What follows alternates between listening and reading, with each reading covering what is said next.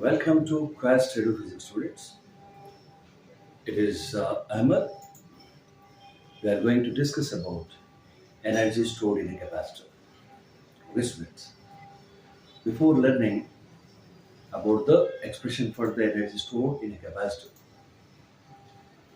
we will recall our concept students. First of all, we have to understand what is the capacitor is. Capacitor is simply a storing device. And the principle of the capacitor is students storing more charge at low potential. Storing more charge at low potential. Okay, students. Here, the energy is stored in the capacitor is actually work done to bring the charge to the capacitor. Okay, students. Let's say it is a schematic diagram of capacitor. As you know that it is a parallel plate capacitor. And how a parallel plate capacitor looks. Two plates being separated by certain distance, and we call it as the parallel plate capacitor, students.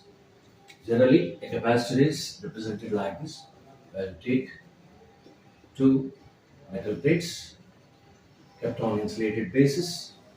Then we have to give a charge to one of the capacitor, and we have learned that due to induction, opposite charge will be created on the other side. Okay, students. Then the charge which is created here will be is that pass to the earth. Here we call this phenomenon as the grounding. Here, what amount of positive charge you give to the one of the plates? The same amount of negative charge will be created on the other plate, students. And then that an electric field will be set up in between, and it is the uniform electric field.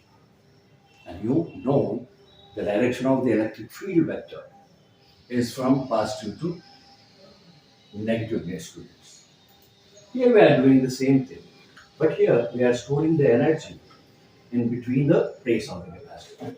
Let's say it is the storage cell. Okay, students. It is a cell, and you know that it has the two terminal.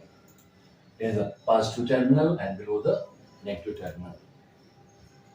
And it is one of the plate and other. The distance between the plates, I'm taking it as the D. Is not necessary here. And A is the area of the plates. Here we connected this one by means of a key, students. It is a key. If you press the key, the charge begins to flow. Initially, on the plates, no charges present. That means what? They are neutral. This one, A plate, and the other plate, the second plate. Say it is the plate A and the B. The two are electrically neutral, students. Then what would happen? Here, positive charges, plus Q, begins to flow from the positive terminal of the cell.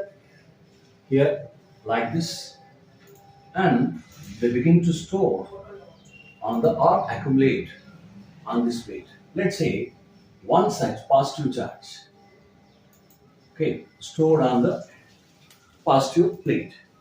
Because of the induction, the opposite charge will be created here, the same amount. Initially, here this plate doesn't have any charging, and it has a positive charge. So there is no need to do any work to move this positive charge. Okay, a single charge. We are taking the example as single 2 or 3 like that. At the beginning, we should not do any work. At the beginning, we should not do any work to move the positive charge from the positive terminal of the battery to the plate A. Okay, no work is done here. Okay, students. Then after, imagine we are sending one more charge. Already, this plate has the positive charge, and we are sending the positive charge again. And know that like charges get repel with each other. As learnt in the basics, like charges repels and unlike charges attracts. Same thing would happen here, students.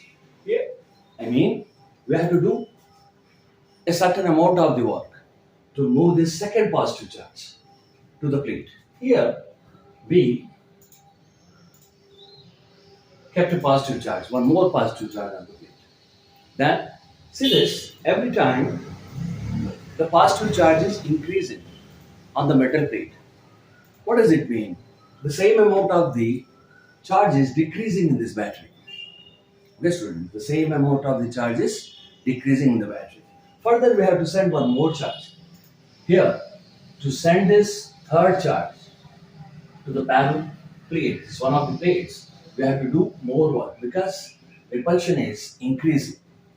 In that way, every time we have to do more work to accumulate the charges on the metal plates. This plate. Here, in this way, we put or we accumulate more charges on the first plate. At the same time, we are doing more work. Means work has to be increased. It is work is increasing. That means more charges are accumulating on the plates. By this mean, what could happen? An electric field, as I told before, will be set in between the plates. And opposite to this, a potential will be developed inside this conductor. A potential will be developed. Here, we should not use the equation for the work done to move the charge is W is equal to VQ. But you have to go with the potential gradient, students. And you know that V is equal to dV by derivative of R. That it is minus. Okay, students. It is E. Electrostatic potential energy dV by dr. In this way, what is that? All the charge which is present in this cell or the battery will transfer to the plates. Then finally, this battery get discharged. The same amount of charge which is present in the battery is transferred to the panel plate. Okay, so finally, the potential across these terminals becomes zero, and the same potential will develop in between the plates. It is a principle of what is the storing the charge in a capacitor. That means every time we have to do some work to move the charge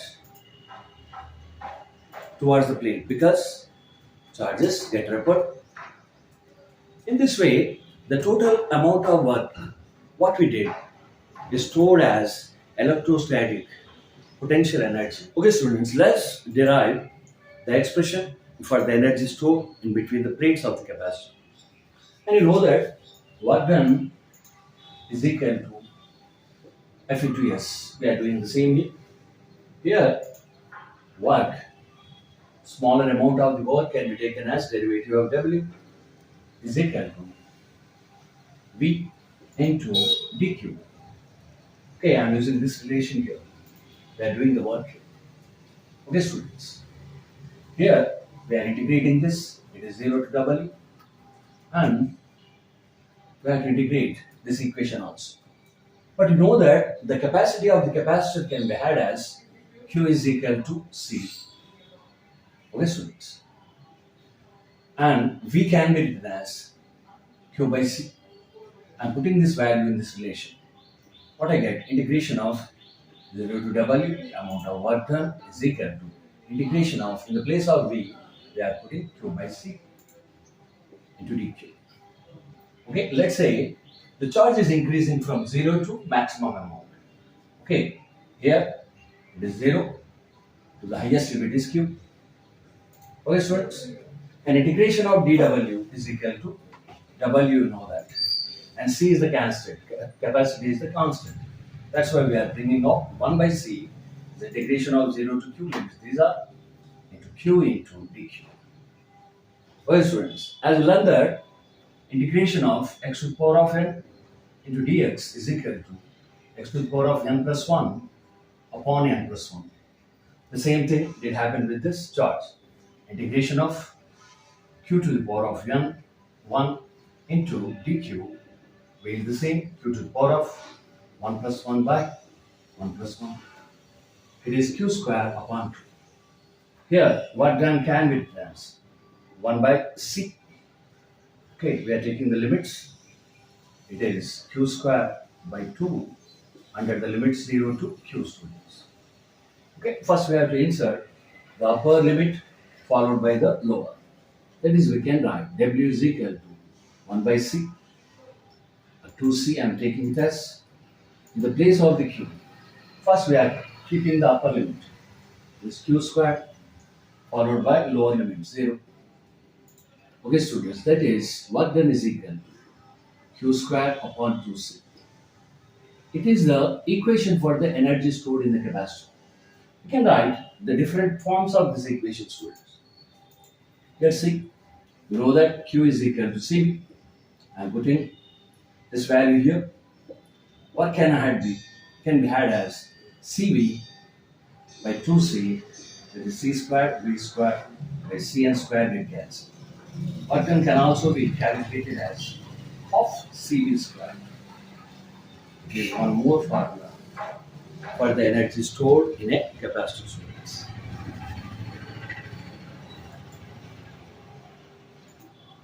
Okay students, let's see what did happen here. We go through the basics. Work done is equal to VQ. Being a smaller charge, we are taking the amount of work done is very small. Integration of dW is equal to integration of V into dQ. As you know that Q is equal to CV, V is equal to Q by C. And on integrating, we are getting these values. Finally, we had the equation. By taking the limits, finally we got of CV squared or Q squared by 2C. These are the different equations for the energy stored in a capacitor students. I hope you understood the topic very well. If you like the video, please subscribe my channel students.